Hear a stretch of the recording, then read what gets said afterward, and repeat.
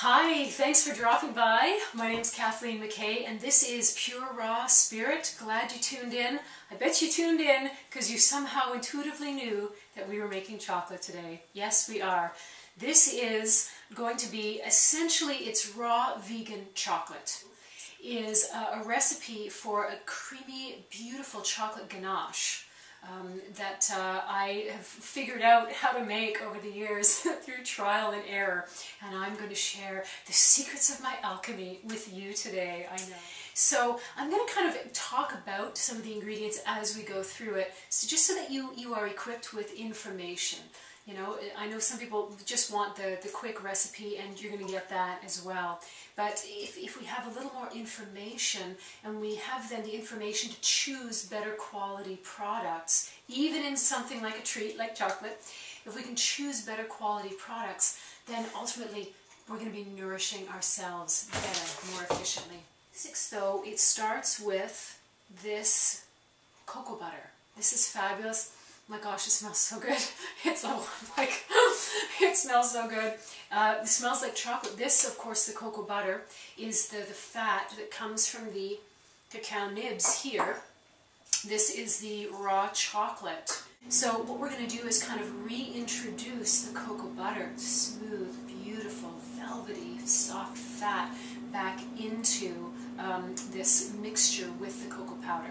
So I've got this chunk of cocoa butter here, and I'm just going to take a knife and I'm going to just sort of shave off some of it into my bowl that I'm going to work with.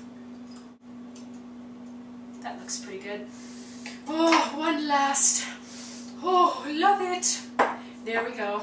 That's done. The next thing that we're going to add is some coconut oil. Coconut oil is an incredible fat. It is what's called a medium chain triglyceride. It's a medium chain fatty acid, coconut oil. What this means essentially is that the body doesn't use it like a normal fat. The body will use this as energy. So it doesn't act like a normal fat in the body. So these medium chain fatty acids are incredibly good for us, for the functioning of the body. It's also great topically too. This is a wonderful, wonderful massage oil, skin lotion, all of that. And oh yes, it goes wonderfully in chocolate. So this goes in. You will notice that I rarely use measurements, and I'm going to try, because we're going to make more of these videos and you're going to be able to hang out with me a little bit more. I'm going to do my level best to give you measurements when I know them. But I tend to work a little more intuitively with that. I know that helps you not a bit if you're the type that likes recipes. I know I used to have a friend, I would joke with him that he would follow a recipe off a cliff. Me, not so much. So this especially though, you gotta just kind of go with me on this one, because this especially is more about alchemy. You gotta kind of feel it, you gotta get the right texture, you gotta taste and get the right mix of flavors in here as well. So we have our cocoa butter shaved in here. We have our coconut oil, so from my little red kettle, I'm gonna just add some hot water. We're going to melt these two together and just let them melt.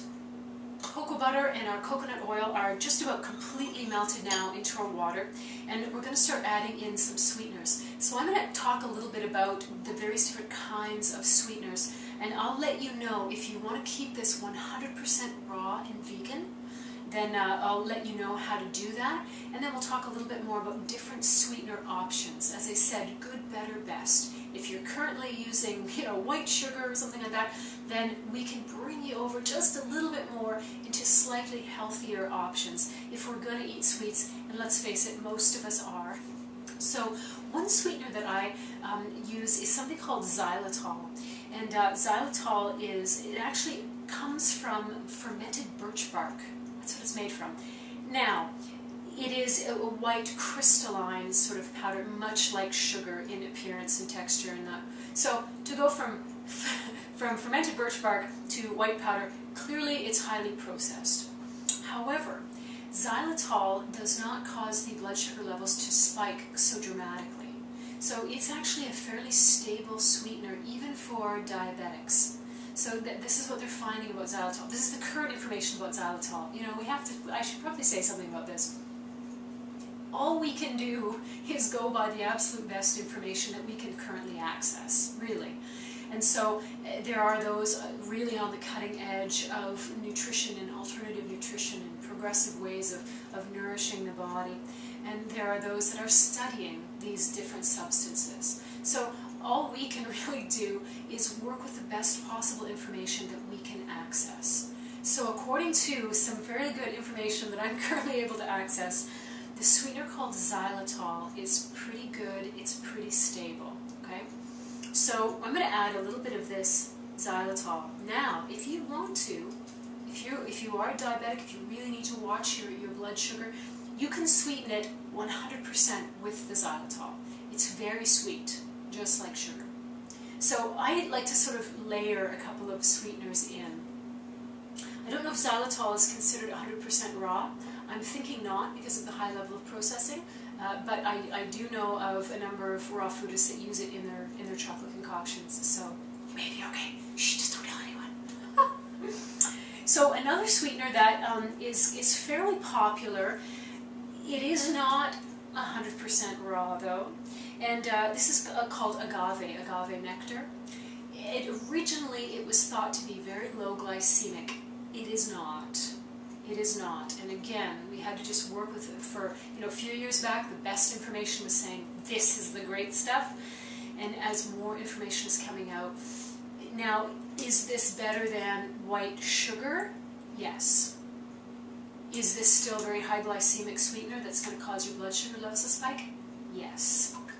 So I leave it to you. We can layer in a little bit. So that is the agave. You can use it if you want to. Another thing that I use, oh right, let's do a healthier version of this kind of thing, that sort of dark, rich, sweet syrup. So what kind of sweeteners have we got? Let's mix these two together, what we have in here. Raw honey is also an option. A lot of, some vegans won't use honey, obviously, because it's sort of an animal product. I personally do use raw honey, but mostly on my skin. I'm serious. Mostly on my skin. And occasionally internally, almost medicinally, because it's very, very potent stuff. Extremely potent. I love this stuff, but I don't use it as a big sort of blunt instrument sweetener. It's too precise and refined in what it does. So into our bowl now of warm water and all the stuff melted in, we're layering in more. This is vanilla, organic vanilla. There's a great, great, rich, kind of dark undertone to the chocolate. Mixing that in. Okay, so we have our wet ingredients. Move my little red candle. Now, here is the cocoa powder. I've got a couple of different kinds of cocoa powder out.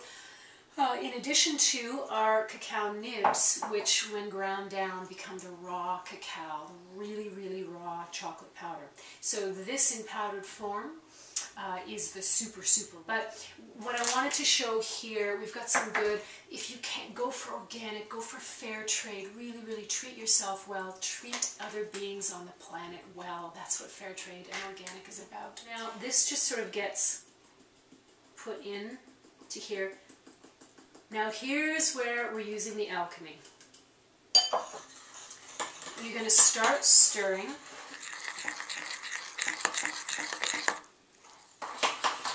Now it's starting to get nice and incorporated. So it's better to use a little bit extra chocolate. If there's too much liquid in here, not enough of the cocoa powder, what's going to happen, you'll just have little lumps sort of spinning around in water as you stir. So go ahead and make it thicker. To this we're going to add some salt. So this is Himalayan salt. The general rule with salt is go for salt with color. When you pick this nice pink color of the Himalayan salt, when you go for that nice gray color of that moist sea salt, the Celtic sea salt, when you go for color with your salt, you're getting between 85 and 95 different minerals in the salt. So definitely do yourself that favor. Put some salt in here as well. I like a lot actually of salt. Love that different contrast. This is maple syrup. So maple syrup again is not raw. Obviously it's boiled down. But I'm Canadian, so I'm hereby sworn to use maple syrup. No, kidding. So I use maple syrup. So we're going to add a little bit of maple syrup here. So it should be looking thick and smooth and creamy. Now, this actually is a little bit thin, but it's good that it's thin because I can show you. If you make this thinner like this, or even a little bit thinner than this, this makes a great topping for banana ice cream. How do you make banana ice cream, Kathleen, you might ask? Very good question. We will do it in another video. But I want this to be like a nice spoon sort of treat, like you just sort of eat it with a spoon. So I just added a little more cocoa powder, and I'm making it a little bit thicker.